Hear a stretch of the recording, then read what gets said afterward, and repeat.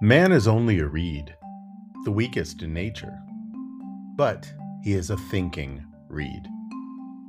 There is no need for the whole universe to take up arms to crush him. A vapor, a drop of water is enough to kill him. But even if the universe were to crush him, man would still be nobler than his slayer, because he knows that he is dying and the advantage the universe has over him. The universe knows none of this. Thus, all our dignity consists in thought. It is on thought that we must depend for our recovery, not on space and time, which we could never fill. Let us then strive to think well. That is the basic principle of morality. Blaise Pascal. Welcome to the Lost Traveler Podcast. I'm your host, Henry Cameron Allen. And today is a very exciting day for me because a dear friend of mine has, maybe a year ago, pointed me in the direction of this amazing gentleman who is, I believe, American-born, but currently lives in Chiang Mai, Thailand. I'm yes and no. Currently in a bit of a transit, but yeah, still in Thailand. Oh, okay. Well, you've been there for a while anyway. Yeah. But you are, I love the way you talk about, this is Justin Lee, everybody, and welcome, Justin. I'm really excited to get into it with you because I've been watching and reading your posts on social media. I'll point to your social media links in the description of this podcast. And I've just been so impressed at, well, a couple of things. I love how you talk about holding space. That's a very powerful position to come from in our time when people feel, I feel like the world, define that as you will, is sort of slipping through our fingers. And to be empowered to hold space, to have conversations about self-awareness, about intimacy, about self-recognition, not only in the spiritual sense, but in the physical sense. And to express the way you do about being human with all its foibles, with all its victories. This is a life skills podcast. This is about universal life skills for our time. And nobody is a life skills expert in everything, but you're as close, I think, as I've come to somebody who touches on so many different levels. Talk a little bit about who you are and how you found this work. Sure. Such a broad question. I appreciate the introduction there.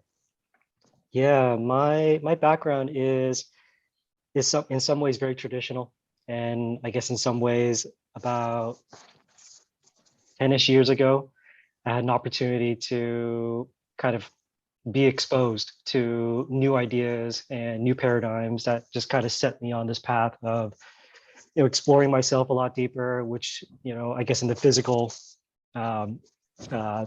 side of it led me to Southeast Asia and spent some time in places like Bali and Thailand, where I call home as long as they let me stay here at the moment. And yeah,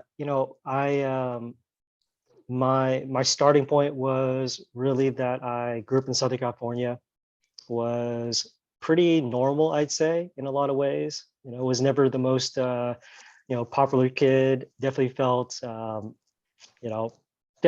the weirdness of not fitting in and all that stuff, as many of us do. And spent my 20s, went to school and spent my 20s kind of chasing what I thought was supposed to be the lifestyle, the American dream, essentially.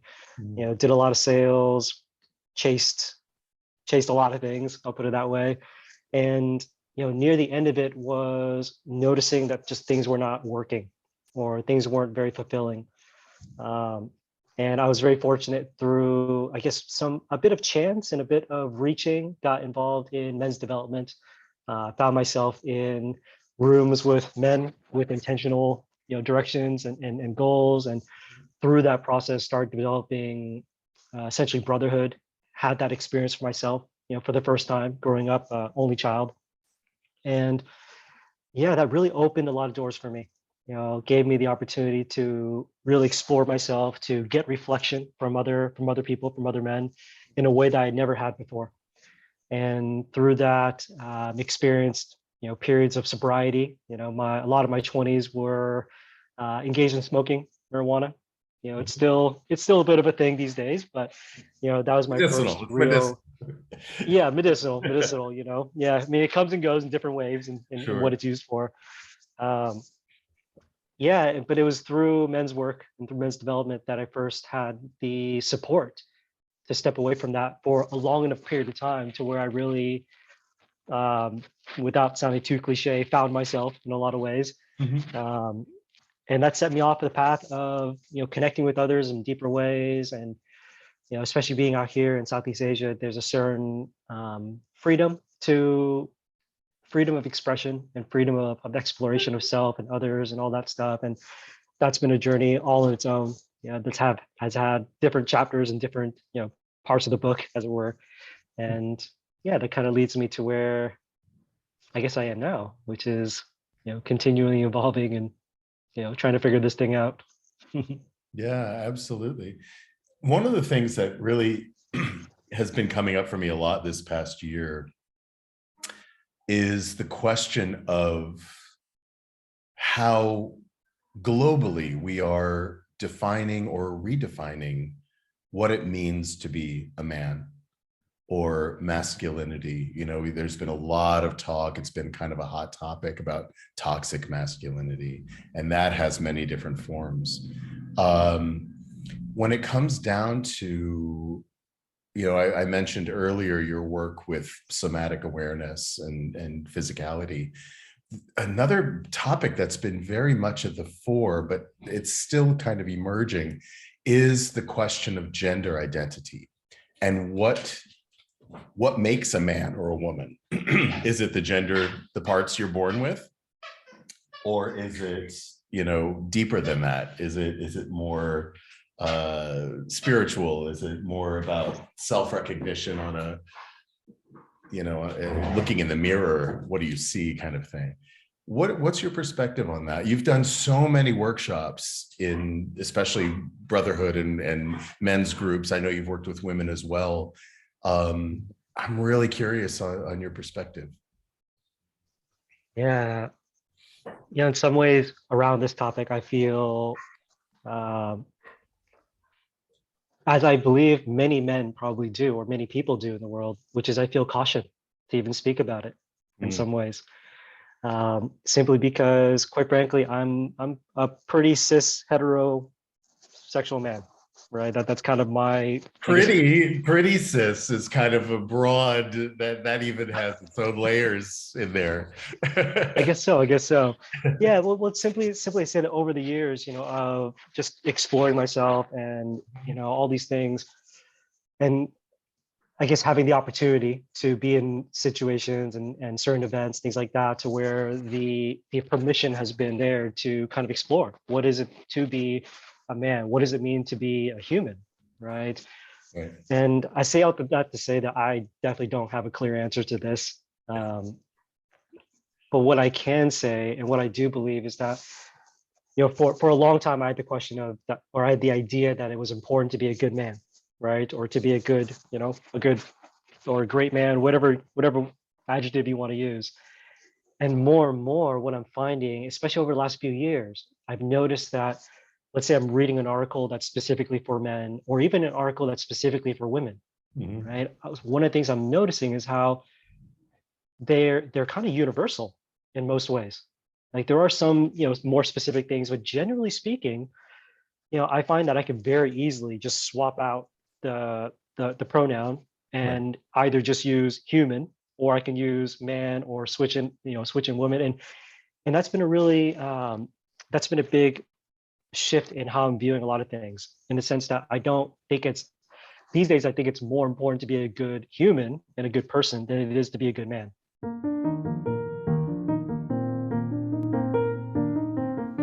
Your generous sponsorship and individual support of the Lost Traveler podcast benefits the Lost Travelers Club, a charitable project under the fiscal sponsorship of United Charitable, a nonprofit 501c3 organization. The Lost Travelers Club focuses primarily on the needs of parents who have outlived their beloved children. We recently launched our new Brain Candy Project wing, providing art supplies to children still struggling with critical or terminal health-related conditions. We hope to raise enough funds to launch Brain Candy, an arts and literature magazine created by and for these young people. Find out more at www.braincandy.online. Thank you. I hope so.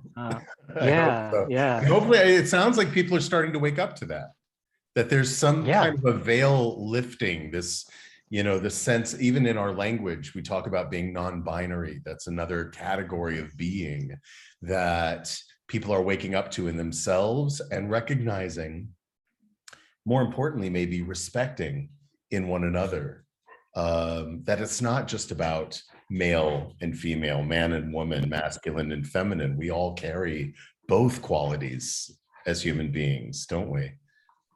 Exactly. Yeah.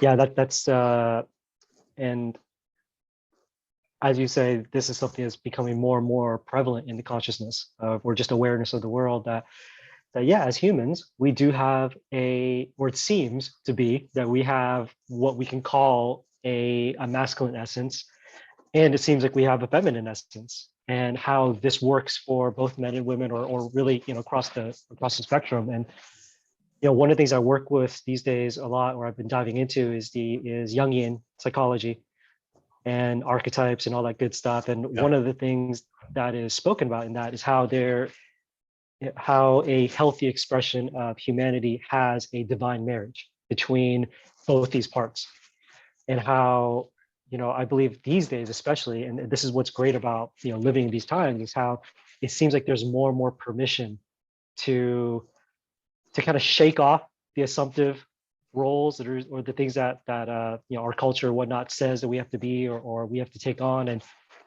And this is one of the things I really value about the trans movement and the non-binary movement, is that it's really putting us so much more permission for everyone to really question and kind of wonder, like, I have this inkling that there's something more, or there's something not quite congruent, or not quite right, to put it that way. And there's all this, it feels like there's a lot more permission these days to talk about it, to explore it, to express, and really and especially with social media, to show up and kind of say, this is me, or at least this is where I am now, and to be able to engage from those places.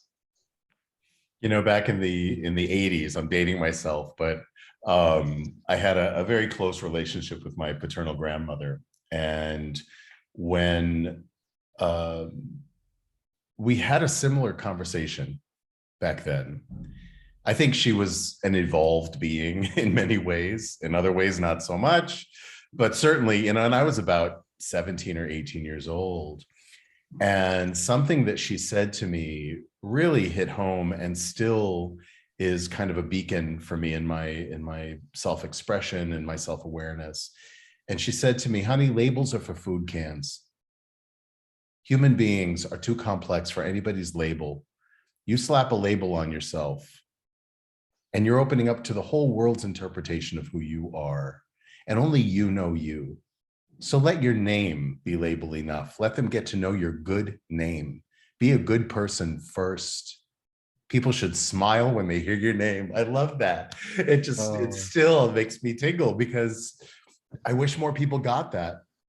One of the things when we talk about culture, when we talk about freedom, I grew up all over the world. I was very fortunate in that sense, that I didn't grow up in a bubble. My dad was a diplomat, an American diplomat, and I lived on a number of continents growing up in many different cultures.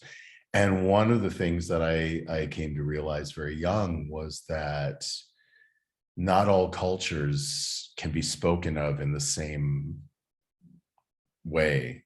There are some cultures, I'm sure you experience this in Southeast Asia, that are much more conservative and rooted in an old school perspective, perhaps.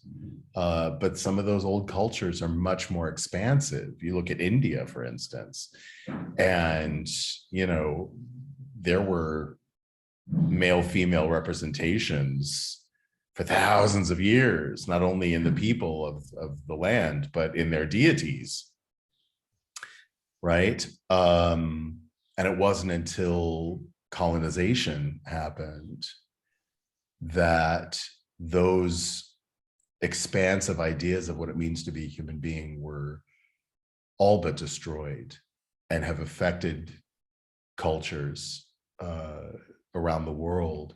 I think, and this is a question for you too, because you've traveled quite a bit.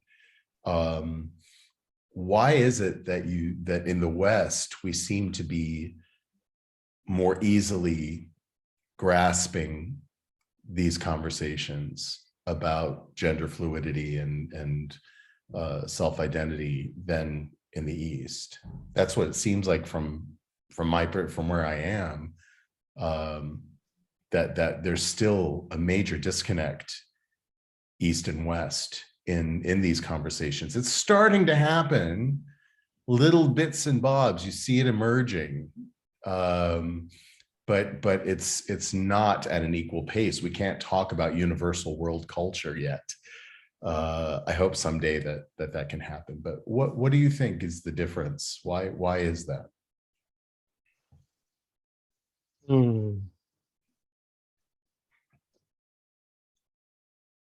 So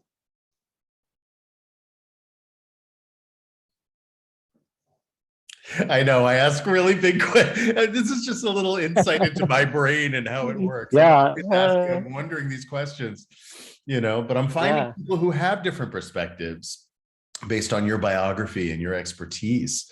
You do have unique eyes, and I'm really interested. yeah. Thanks. Yeah. So I do want to preface that this is definitely just my opinion, right? And just based off what I see and just, the connections that I make in my, perhaps sometimes faulty brain. Another little pearl of wisdom from my grandmother: eat the fish and spit out the bones. Oh, nice. I Right? like it. I Take like what it. works for you and discard the rest. Yeah, absolutely. Yeah, I feel like so what I find interesting is how a lot of the Eastern cultures, as far as I can tell, they, in terms of the ancient times, they had a lot of fluidity. Yeah. And we can see this in the art. We can see this in a lot of the statues that are around, especially if you go to India, right? There's a lot of that kind of play, and there isn't as much definition. Um, and I feel like, yeah, without getting too gritty about it, as you said, there's something about colonization that over time has kind of has essentially repressed it in the world. And if we look at specifically Eastern cultures, part of the detriments of colonialization is how a lot of their roots were either taken or they were given up for the sake of safety or belonging into a more held structure. Or economics, even. Yeah, or yeah, economics, exactly.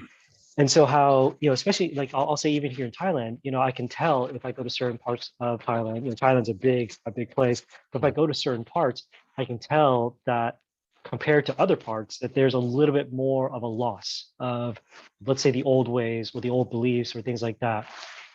This is definitely something that I experienced on Bali, where it's very clear that there is the old, very established, but then there's this over the years, this gentle and not so gentle encroachment upon it that has either diminished it, changed it, or just removed it in a lot of ways. And I feel like where we are in terms of the West, to call it that, I feel like we've maybe through the expansion of our thoughts, right, through the permission that we've given ourselves, right, the gifts of individuality. I think one of them is that we have kind of evolved ourselves to this point to where we've been able to give ourselves that space to think about these things, right, and think like, oh, there could be more. And so it almost seems like it almost seems like the East and the West are on two different cycles, I'll say, like two different timelines. And in terms of the West, we just happen to be in the timeline where we're able to be a lot more questiony, I guess. Whereas the East perhaps may still be in the still be maybe in their cycle of kind of moving through where they're at. Like, I'm not sure if you're familiar with spiral dynamics at all. Sure.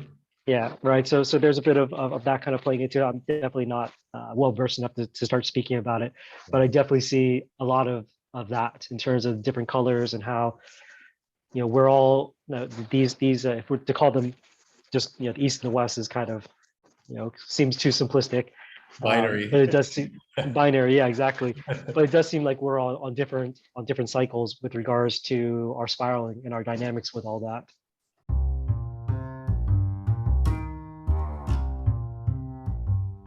Balance, pain mitigation, range of motion, performance, focus, memory, immune system support, REM level of sleep, all this and more made possible affordably with no pharmaceuticals, injections, or invasive treatments.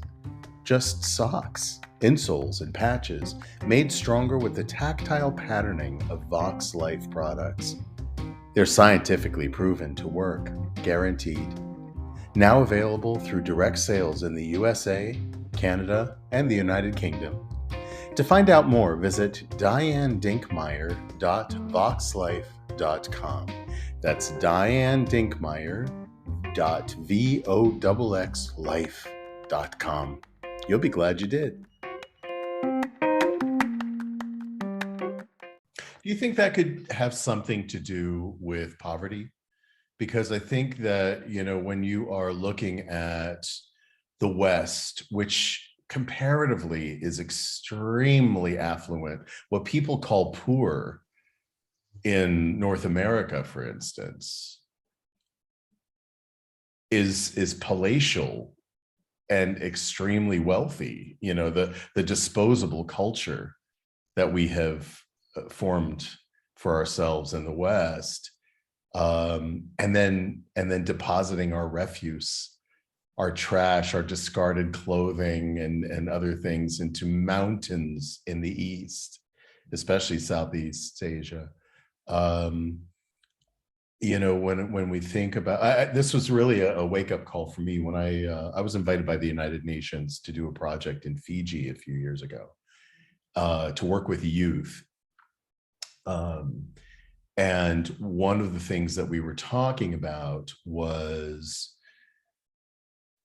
the disparity between urban youth and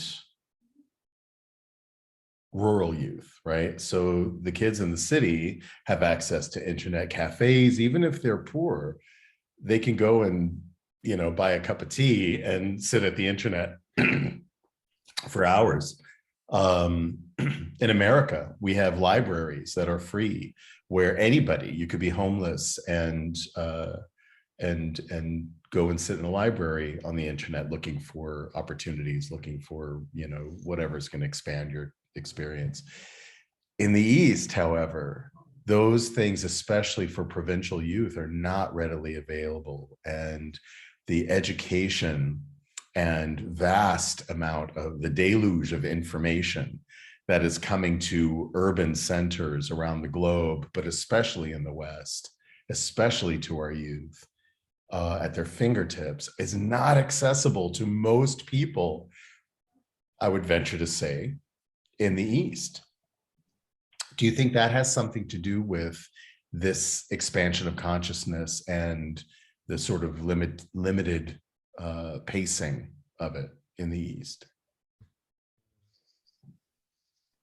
I really like that we're touching on this, because it's it's very difficult to speak about consciousness and to speak about evolution of humanity and all these things, and not to kind of recognize that it's a pretty privileged thing to be able to even consider and ponder my personal existence and how I want to be in the world and what I Right. want to be doing and how I want to have people label me or not label me and all this stuff, right?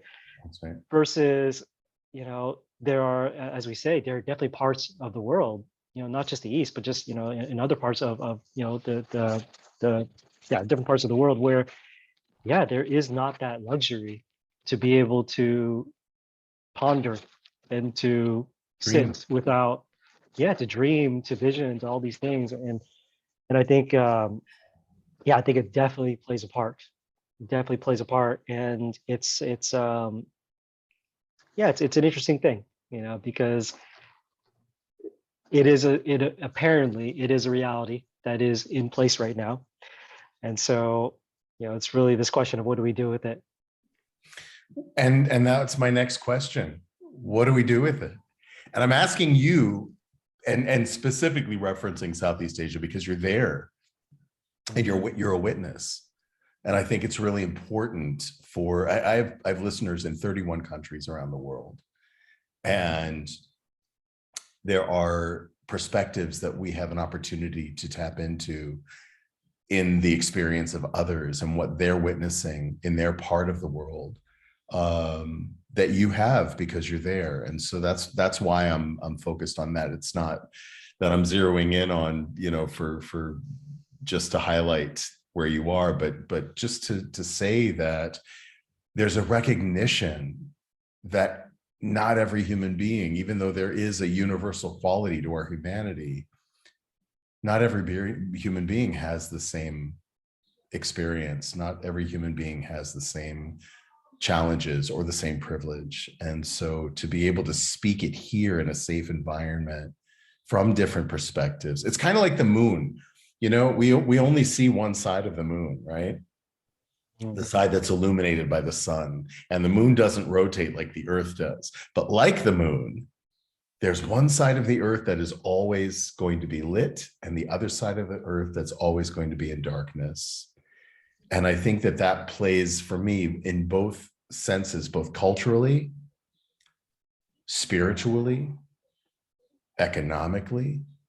Look at the way it's all playing out right now in the world. I think there's a cycle there that is begging to be noticed and recognized and worked with, right? Let's shine a little bit of light then and see Yes. what happens. Shine the light. Yeah. I'll speak yeah, my experience here in Southeast Asia, being essentially an expat, and seeing kind of the seeing how things have been over the last few years. I feel like before COVID, oh, we said the word, Yeah, BC. brought it in. But before COVID, the places that I've been in, Thailand, Bali, Malaysia, things like that, have been essentially, in some ways, this is a strong way of putting it, but it's very hard not to see it this way, but have been tainted by capitalism and tourism. And the impact of that, I don't think was really felt until COVID happened. Right. And the tourist industries, especially here in Thailand, a lot of the places that I mentioned have been absolutely decimated. Yeah. And to see over the last couple of years how businesses that I used to frequent, smiling faces, all of a sudden look a little more pained when they smile, and to see how much dependency has been created through essentially a version of colonialism, um, has been a difficult thing to reconcile, because it's so clear how, even myself, right? Like, I am American, right? Like the money comes in American dollars, and how much of I'll use the word, how much power that can afford me here, and how weird that is at times. At least for me, I know, I can step outside my door and there are definitely those that don't think anything of this stuff, but perhaps with my background, my heritage, I'm a bit more sensitive to it, or maybe I'm just more sensitive. I don't know. Um, but I definitely see that class and economics and all these things play a part and have, in some ways, deeply impacted deeply impacted the East, to call it that again. Mhm. Um, and it's very, yeah, it's pretty confronting because I'm not sure how, I'm not sure how this auto corrects itself, or if it's even possible. You Right. know, when I just, for example, when I'm, and for sure I'm projecting what I'm about to say. It's definitely something that I'm imagining in my head, or that could or could not be true. Mhm. But how, especially being an Asian man in Asia, in Southeast Asia, there is something to, there's something that can happen if I go into a coffee shop, let's say, and let's say act too Western, right? If Right. I, Right. right, if I go in there and I, sit down, I pull out my laptop with my laptop stand and my little keyboard, and I like set up shop and start doing my thing. And it's difficult not to notice how there's an energy that seems to create for the local staff, I would say. Um, I don't even like saying it that way, I know what you but it's mean. accurate, I guess.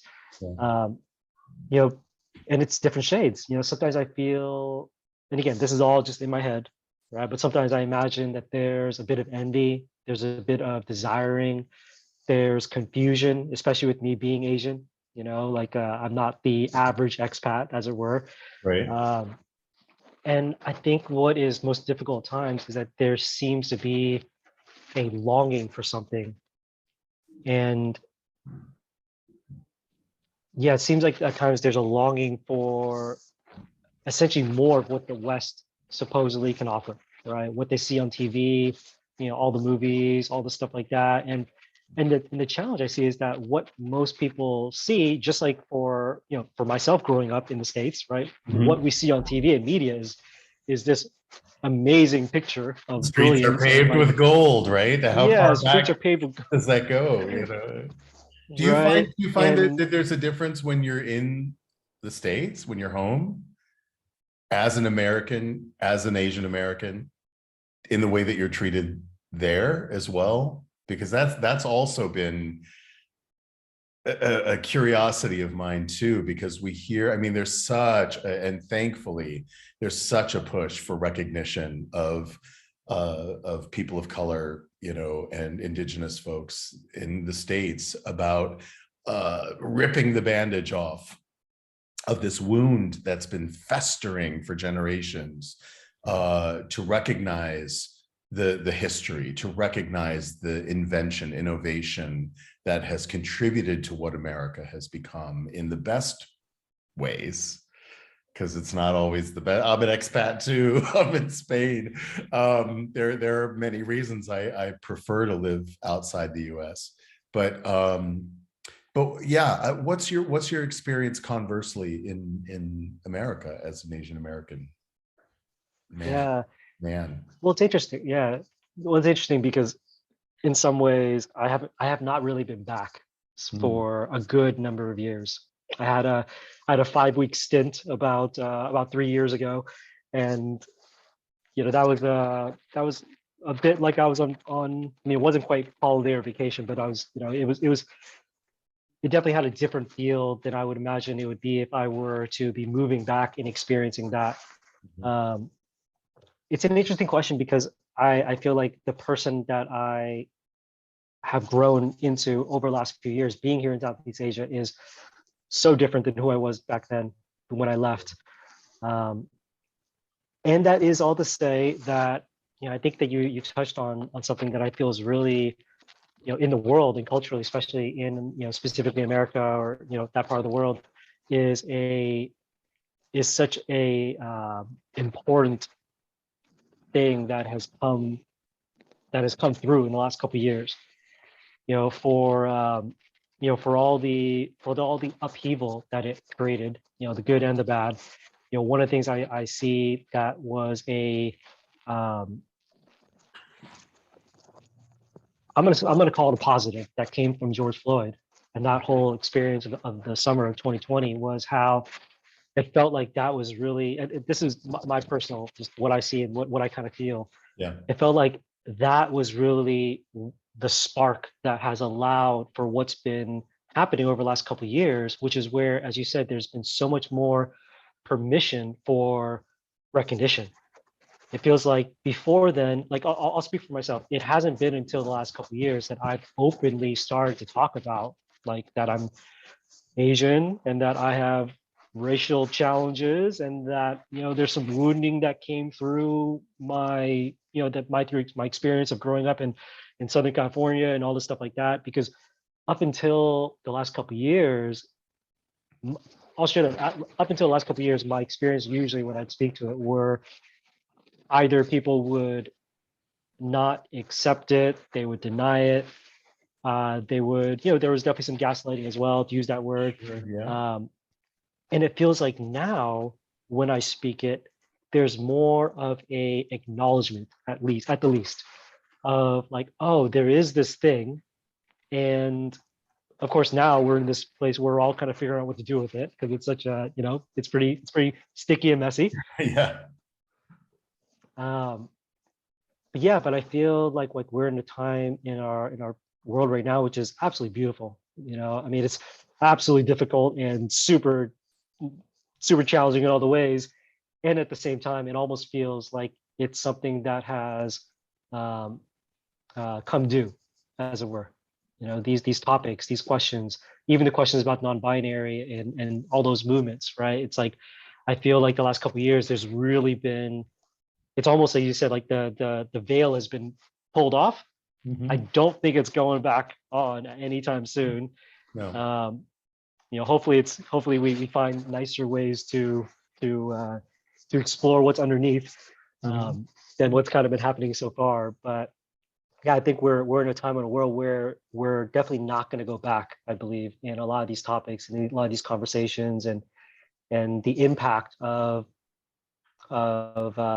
yeah, the impacts of certain things that maybe were not explicit, I think are going to be more and more spoken to, inquired upon, and yeah, through that light shining, perhaps even finding different ways or new ways to create the bridges that may be needed for some of these conversations.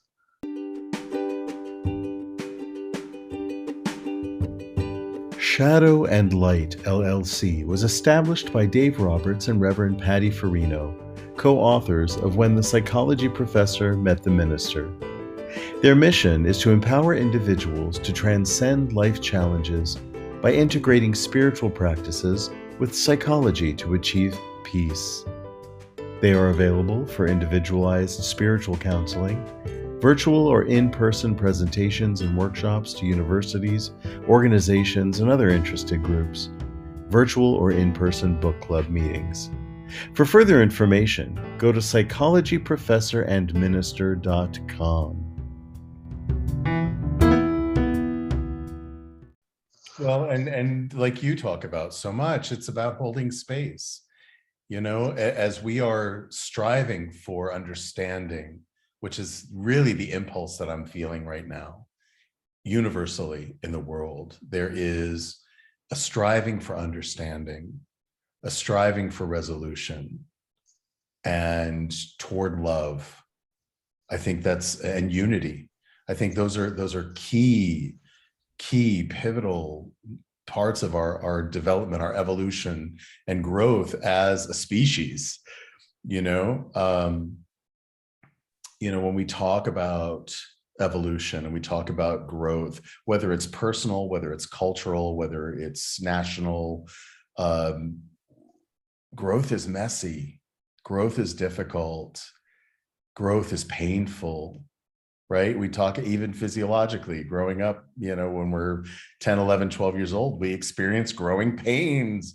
And I think that those pains are felt more profoundly by some people individually, both individually and culturally. I think it's also that there's that sense of empowerment and maturity that one finds through their pain, through their growing pains.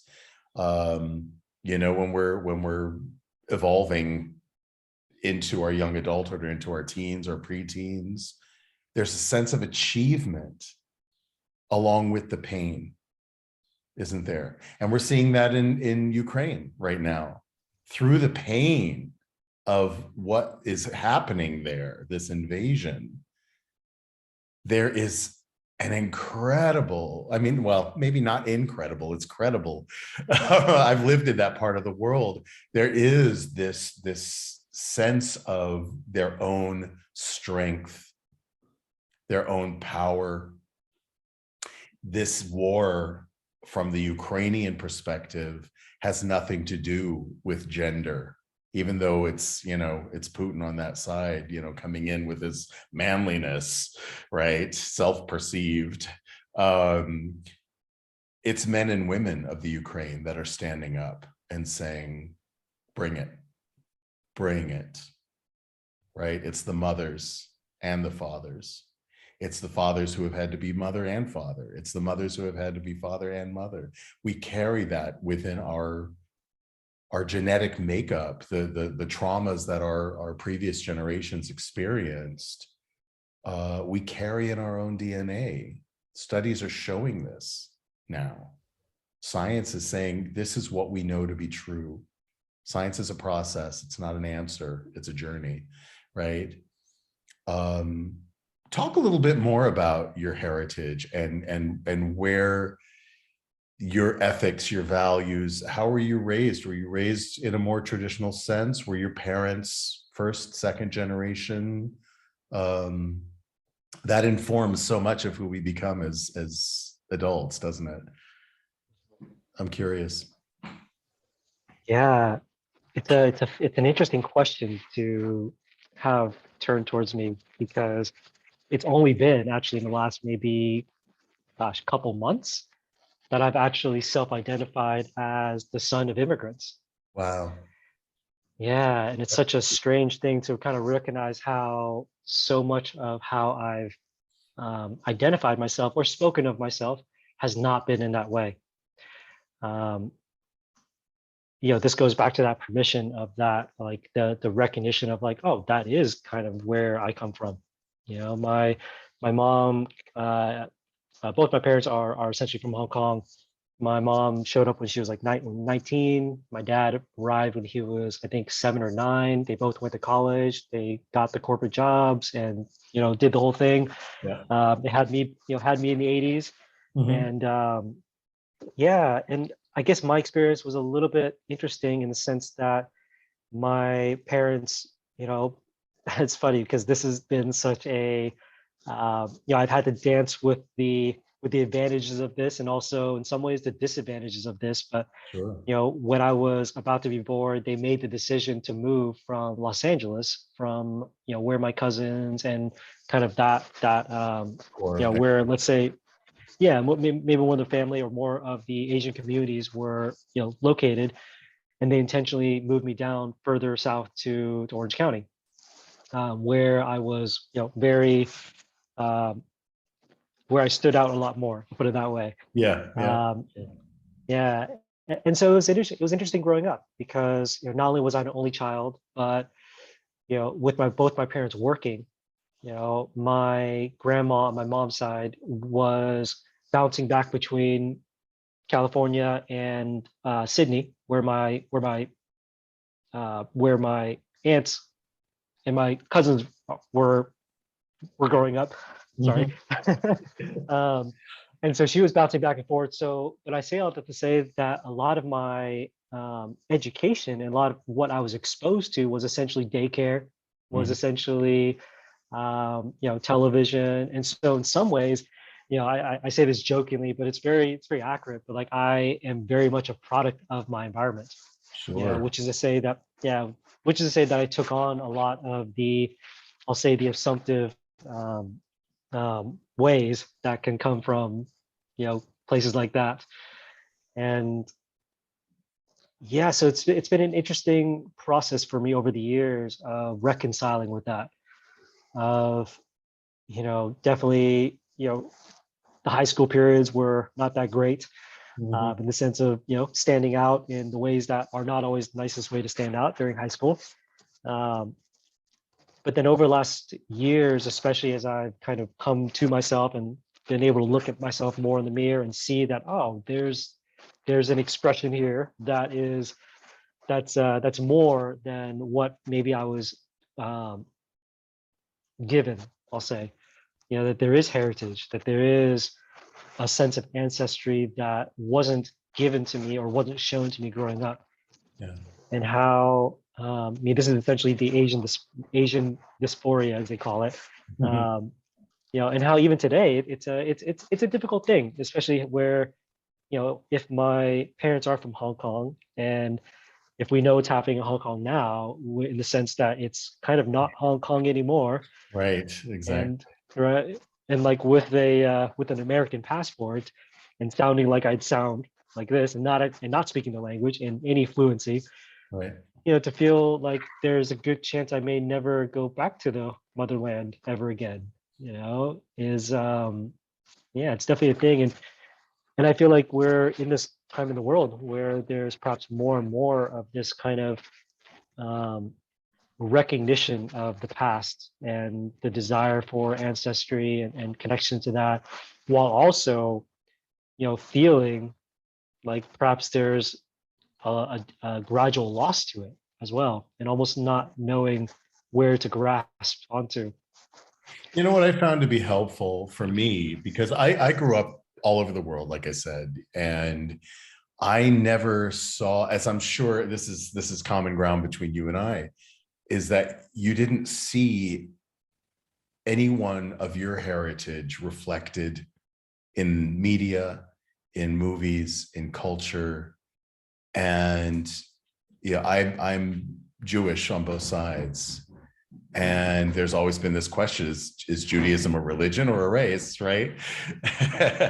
And of course, I'm of the belief that we are, and this is from experience, having lived multi-continent global citizen practically my whole life, is that we are a race of beings. We are a human race.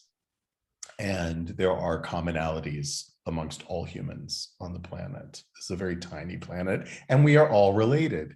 We are all genetically related. This is true. This is what we know to be true. And yet, I grew up in cultures where Jews had a very difficult, and practically in every country, Jews have had a difficult history.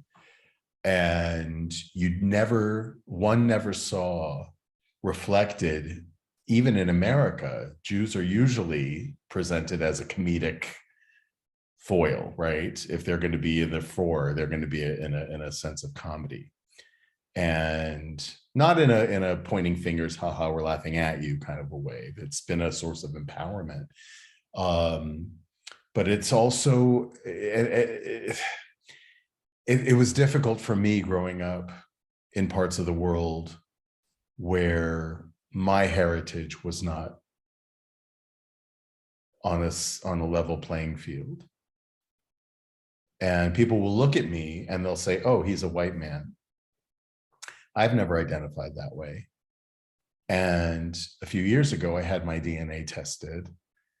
And indeed, it lit up different parts of the world that our family stories have lost. Those have been lost to time. Nobody knew that we had this history in us.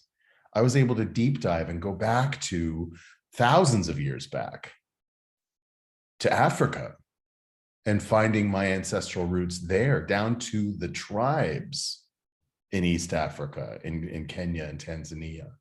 I know the tribes that birthed me. They were the foundation stone of my existence. And I have a deeper respect and curiosity about those cultures that live within me my heritage, my birthright, if you will. So I can relate on that. Maybe not totally, but I can relate because I'm fair skinned. I've had more privilege. I get that because of the shape of my eyes and my face and my body. I get that I have had more privilege than others. Um, when you're immersed in a culture where more people than not, essentially look like you or have similar features, it's easy to sort of disappear, isn't it? Did you, when you arrived there, did you feel a sense of comfort in that, or did you feel invisible? An interesting question. Not to be binary. It's not either or. I'm sure there are layers. Yeah, it's an interesting question because my experience has been so answer yes. Especially in the beginning, it was like, oh, I can just kind of chill out and like just kind of just do my thing. And it didn't feel, yeah, there was no extra. And that's to say that, one of my experiences, I'm pretty sure this is just a me experience, but I've definitely talked to some other folks that have had similar experiences, in different parts where, it's funny here in Thailand, for example, I am, for the most part, most Thais can tell that I'm not Thai. Mhm. Or if they're not sure, as soon as I open my mouth, it's clear I'm not Thai. Yeah. Um, and I'd say that for a large majority of, I'll say, uh, as they would call them here, farongs, right? People who look like you, Mhm. um, you know, they can't tell if I'm actually Thai or I'm not Thai. And so it's been an interesting experience over the last few years because a lot of times, if I don't say anything, I'm I am in some ways ignored. Um, and that's definitely been a source of pain. Perhaps you can even feel that coming through. Mhm. Um, yeah, because there's been times where I can sit in a coffee shop, and if I don't display my English, I'll put it that way, then I can very easily have days and days and weeks where there's no connection towards me, or there's no, there's nothing coming my way. Mhm. Um, and and that's an interesting thing to experience, when it comes to the question of quote unquote why is that, why is there this bias of in some ways expats and travelers and tourists to come to places like this. And in some ways, I mean, this is, I don't want to say it all comes down to colonialism, but there's definitely threads of it in this, where if I don't have to engage with, let's say, the locals, except to get my needs met, then I won't. Um, and that's been something that is in some ways harder and harder to not see. And I see that within myself too. Like I'll out myself in that way that, Mhm. my Thai is I mean it's barely elementary. I'll put it that way. Um, and and it's a tricky thing. It's a tricky thing, to see how, as a human, it is difficult to learn a new language, right? And it is difficult to reach out to those that, let's say, don't look like me or that I'm not sure about or I'm not comfortable with. And I think this is one of the challenges of our modern age is how, you know, I think more and more, I think humanity as a whole, or maybe just the West, where we get to have all these thoughts. I think we're more and more seeing that we all have these shadows within us, and how if they are not acknowledged, then the shadows kind of run their course and things can get kind of not nice for others. We can get lost in Um, the shadows. Yeah. yeah, get lost in the shadows. And the tricky part is that facing the shadows and working through the shadows is not a nice process either. Right. And I think that's where we are collectively as humanity. We're kind of going through that process. So it's a tricky time, where we're having to, touching on the holding space, idea where we're really having to hold space for ourselves. I think believe in we're having to hold space for ourselves in new ways, but it almost seems like we're being asked to, and in some ways forced to, or maybe forced is a strong word, but the invitation is very strong and it's very in our face, that we're almost having to hold space for a lot of things that were not acknowledged before. Things like racism, things like colonialism, things that now, the impacts of tourism and all these things that are kind of showing up in the world. The refugee crisis, just the different shades of that, even what's happening in Ukraine, right? With those that are not Ukrainian, that are dealing with that whole thing. And it's more and more, thank you for social media and technology, right? That more of this is being seen, right? Talk about That light we're and able to, shadow. Yeah. yeah, light Yeah. and shadow, exactly, right? um yeah, and I think that's just where we find ourselves right now as our collective humanity. We're just going through those those sticky parts that are, the growing pains, as they call it. Hi, I'm Yvonne Johansson, and this is My Little House.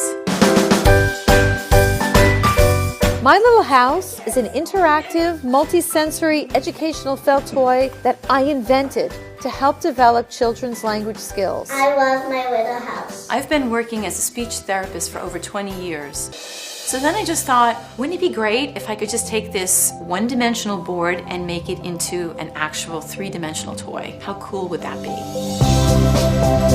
That's the idea behind My Little House. You can spread it out flat like a 4-panel felt board, or here's the cool part. In the blink of an eye, My Little House easily converts into a 3-dimensional reversible house. My Little House comes with 36 felt cutout pieces that match outlines in 8 colorful rooms. And they're felt, so they stick. Each piece inside My Little House has been placed with purpose. But My Little House isn't just for kids on the spectrum or with significant disorders. It's also for typically developing 2 to 5-year-olds. It's a fun toy. I always say to my kids, when you get stuck, you have to ask for help. Can you tell me what you see on top of the refrigerator? Apple. I know that My Little House is going to make a difference in thousands of children's lives. I just need your help in getting it out there. Thank you so much for listening. For more information about My Little House, My Little Farm, My Little Zoo, and other smart felt toys, visit www.smartfelttoys.com.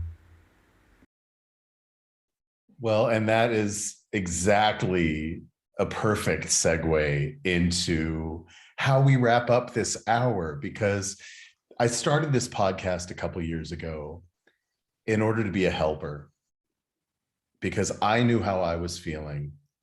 I was feeling helpless in this chaotic world. That is the worst feeling that I can feel. And I felt it before. I felt it as a child. I felt it when I lost my son to brain cancer when he was 13. I lost it when I left America and found myself in Europe for the first time since 1973. And I felt, helpless in that, who am I? That question of who am I? I feel more at home in Europe than I ever felt in America. What is that about? And of course, most of my heritage comes from Central Europe. So of course I would feel, but then what do I do with that? Right? I'm limited in my language. I speak functional Spanish. I speak functional Portuguese, right? And that's about it. So where do I go? What do I do? So I like to end the podcast. And thank you, by the way. I went deep with you on some of these questions that just sort of emerged. It had to ask. This is a safe place to have these conversations, and because we have a global audience, it's permission giving, isn't it, to be able to speak truth about your experience. And this is unique to you. These stories are unique to me, and maybe someone out there will resonate with this frequency and hit your website, soulfulintimacy.com, to find out more about how they can navigate the waters of self. And so I always end the podcast with asking my guests to reflect back on what we've talked about, and whether it's something we've touched on or whether it's something we haven't yet touched on, offer to our listeners 3 practical tools that they can carry away from this episode that can help them navigate the helplessness that they may be feeling in the world, or give them a little bit of guidance for moving forward, if you would. So when I started my personal journey of finding myself and just, I guess, evolving as a human, one of the things I was led towards was relationship and connection with others. And that's been an orientation that I've been running with for the last few years. And over the last couple of years, or last 3 or 4 years, one of the things that I've really come to is how, while that's important, I'm finding more and more the earnest seems to be nurturing our inner relationship. And I guess the first tool or nugget that I'd offer out is really to begin the process of looking within. One of the things I'm really clear about for myself, but also I see this in the world, is that when my inner world is not okay, right? When my inner world is not good, it's very difficult for my outer relationships to be functional and healthy and to be nice for everyone. Right.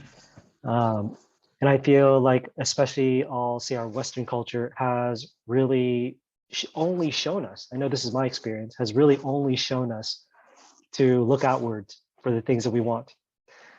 And I feel we're in a time in our world, especially if we are, I'll say, privileged enough to have the opportunity and the time and the space to do some of the inner work, whatever that may be, to turn towards that. Because, I see this again for myself. The more that I tend my own inner garden, the more fertile the soil is, the nicer trees that grow, the flowers smell nicer, and the fruits. And from that, the trees bear fruit that get to be shared with others and the relationships around me.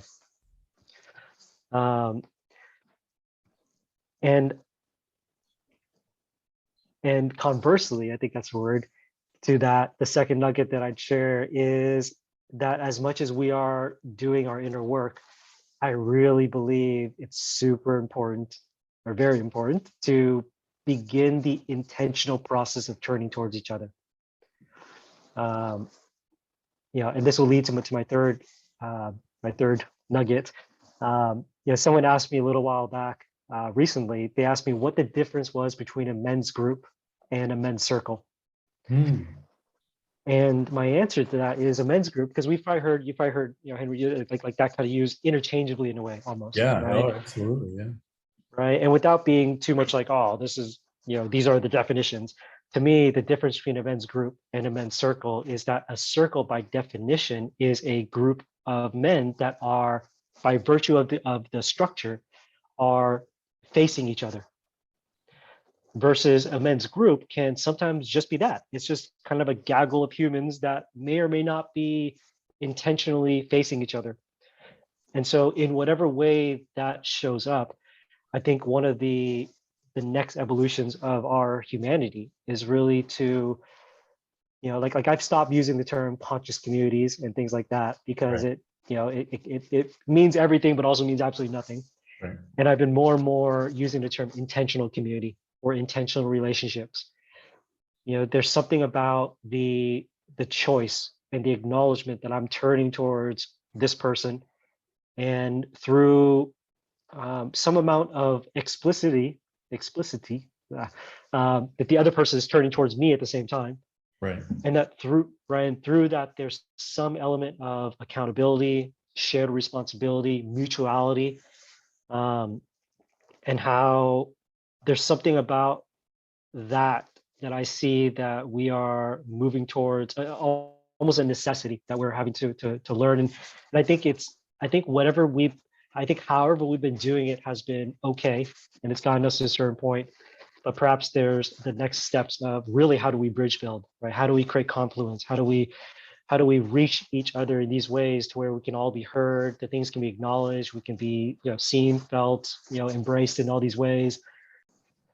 Yeah, so I think that's one of the most important things that we can do is to start learning the artful skill of turning towards each other, and really, finding ways to bridge, to build bridges to facilitate that process of really, learning how to perhaps find each other in a new way, because it almost seems like whatever we've been doing has worked to a certain degree, but there's definitely the possibility, I believe, of more.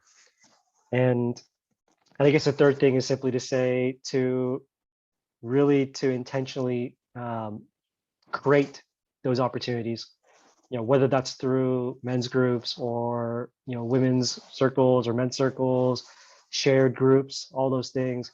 I think that there's an immense amount of power and, I'm going to say magic, like something that I really believe is like our human magic, that there's something that humans have when two or more humans are together turning towards a certain direction. That's obviously been in a text before, ancient text, but I think there's something that gets unlocked in those moments. And I think that this is perhaps the, one of the things that we can really, start leaning towards and start growing with.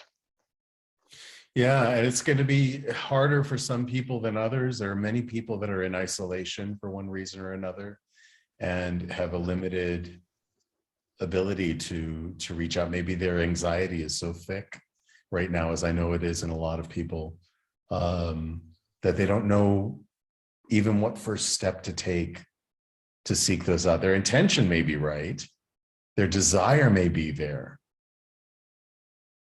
but how does one take the first step? And I know it's going to be individual, but in the most universal way, what do they do? What do they actually do to reach out and find those circles? Yeah, gosh, I hearing that question coming back this way, I feel like a good portion of what I said is just a bit of, waffle, blah, blah, blah, right?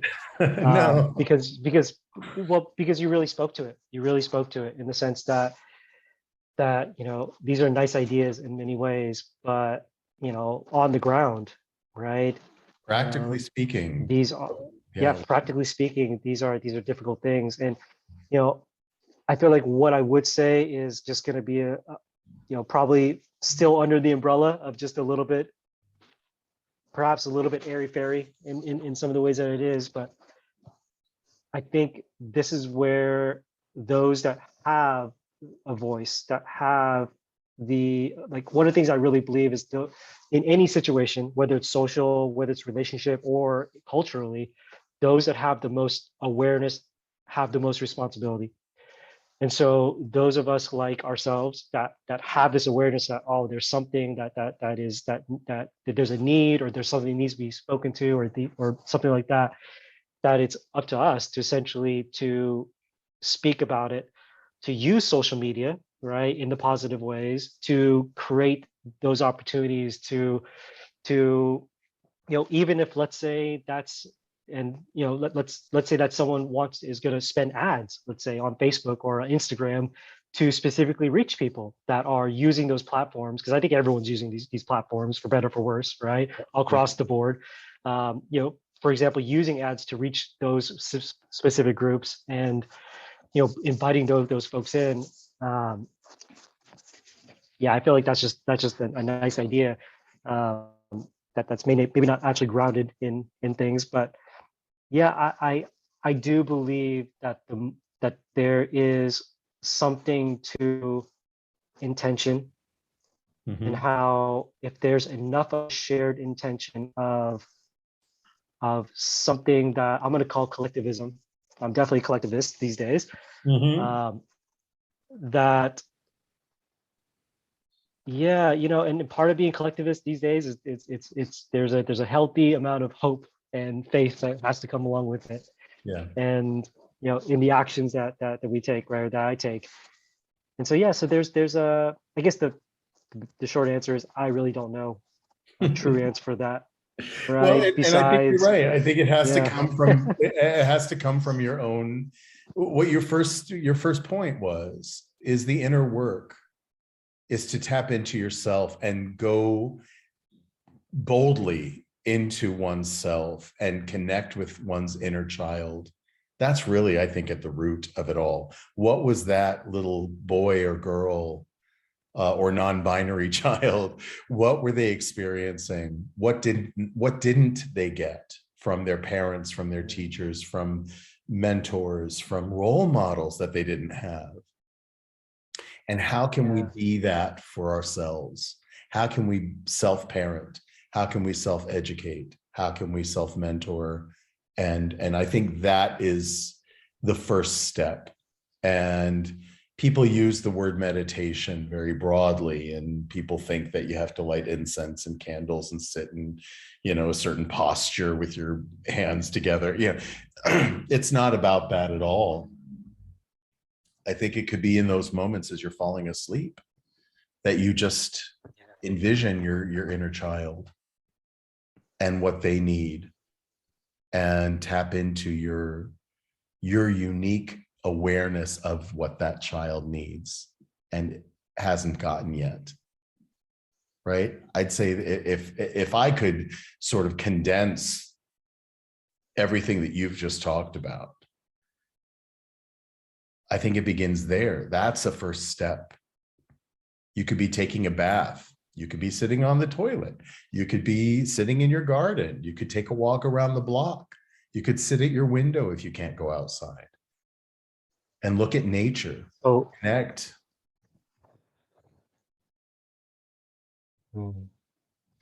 yeah. And, without kind of opening up another door here, something that's coming up as I hear that is, so I'll speak to the second idea, which is the idea of community. So something that I've been really sitting with lately is how, there is a very strong thread and it showed up in my initial answer. Mm-hmm. There's a very strong thread in the world of essentially, I have to do it, and that I'm responsible for myself. Mm-hmm. And what I'm more and more coming to is how that's true. And I don't, so one of the things I see in our general culture is how I'm supposed to take care of myself. And there's this community thing, right? There's this other people thing. And I feel like where our consciousness is right now and our culture is right now is that the other people thing, the connection with others, has been almost, it almost feels like an option. It's like if I have other people in my life who are supporting me, who I'm in communion with, and all these things, that it's like an extra thing that if I have it, it's great. But more and more, what I'm finding, what I'm realizing for myself is that it's not only that I'm responsible for myself, but that we are responsible to each other, not for each other, but we're also responsible to each other, and that's the actual complete sentence. Yes. That it's not a right, that it's a I'm responsible for myself, maybe a comma, and we are responsible to each other. And I really believe that is the complete sentence, because without like if we split those two sentences apart, Yeah. right, or those two ideas apart, they kind of don't work, right? Like they kind of work, but not really, right? And I really believe that we're in a place in our evolution as humanity where it would behoove us to really start looking at the togetherness thing not as an option, not as something that is nice if we get it, right? And this is something that we can, that our systems and our just structures would definitely benefit from, in some ways an overhaul of all these things. But yeah, I'm more and more seeing, because even in what you shared, about like sitting in the bath, thinking of myself. But as the question you posed to me, because I've been in that place, right? Like I broke my leg here in Thailand, and it was super despondent for about 9 months. Wow. And during that time, there was no way I could have gone through that if there was not community around me. And I think that and I was fortunate enough to be in a community where that was our culture, right? That was the culture we had created, that we were growing individually, but we were intentionally turning towards each other. And and I believe that the more and more that we bring that into our into our collective awareness, that it's not optional. I don't think, if we're wanting to survive and get to the nice the next nice place together, that it really is that we're supposed to be doing this together in some ways, and at the same time we're supposed to be taking care of ourselves and figuring out our own stuff, right? So it's this dance that I think we're learning to to do together. On a global scale, I mean, my circle has expanded exponentially over the past 2 years, where we've been limited in our ability to be physically together, both with this I was feeling it. It was just a month, I think only a month after COVID hit and we were on lockdown, and I was climbing the walls. I was feeling, like you say, despondent because in my isolation, because even my local friends I couldn't be in the same room with. And that's why I started this podcast, was a way to expand out into the world, expand the reach. And it was just the simple act of starting. My first recording, my first guest was my father, because I couldn't think of anybody else, but also because he was, had a brilliant biography and had so much to talk about. But and then I lost him to COVID just a few months ago. And what a gift, not only to the world to have that document, but also to myself, that I can go back and hear my father and I in dialogue, in loving sharing of education and ideas and spirituality. And it was very special, as all of my guests have been special. And I feel that just in the simple act of asking a question and seeking out experts in one degree or another of universal life skills, that the circle keeps expanding. And I feel very privileged, Justin, that we are now in one another's circle. And I hope in the future we'll be able to do a part 2, because it keeps expanding, doesn't it? The circle widens. It does. Yeah, I appreciate this, Henry. It's been it's been really great to be able to speak with you, and this is actually our first conversation. So ever. Ever. So there's definitely some magic and juice to it, and yeah, I appreciate the inquiry and the depth that we went into, and I think this is something that is really important, that we go to those places and shine the light in those ways, unexpected ways. Yeah, that's the beauty of it. So thank you again. This was indeed magic. I love that you use that word. I use it all the time. And get out there, everybody, and be magic. I'll post some links in the description so that you can find out more about Justin Lee, and hopefully more about yourself.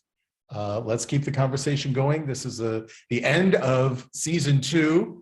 And so be looking forward to season 3 of the Lost Traveler podcast. Thanks again, Justin, and thanks everybody.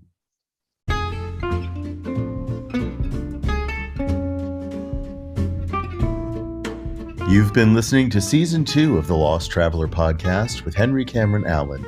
Visit me online at www.henryallen.org. Thank you to my guests, and thank you for tuning in. Let's keep striving for a better world together.